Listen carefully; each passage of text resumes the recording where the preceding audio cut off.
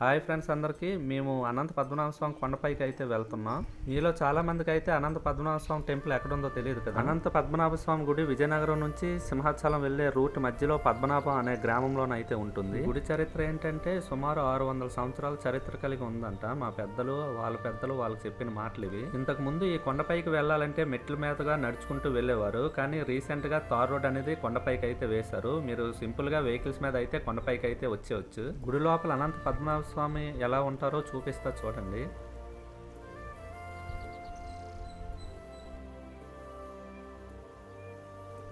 ఈ అనంత పద్మనాభ స్వామి జాతర అయితే కార్తీక సోమవారాల్లో చివరి వారంలోనైతే అవుతుంది. మేము కోటి దీపోత్సవం అనేసి అని అంటాము. ప్రతి మెట్టుకి దీపాలు వెలిగిస్తారు ఇక్కడ ఉన్న భక్తులు. సుమారు 1250 నుంచి 1300 మెట్లు వరకు ఉంటాయి. ప్రతి మెట్టుకు కూడా దీపోత్సవం జరుగుతుంది ఆ రోజున చుట్టుపక్కల గ్రామ ప్రజలే కాకుండా వేరు ప్రాంతాల నుంచి కూడా చాలా మంది భక్తులు అయితే ఆ స్వామివారిని దర్శించుకోవడానికి అయితే వస్తారు.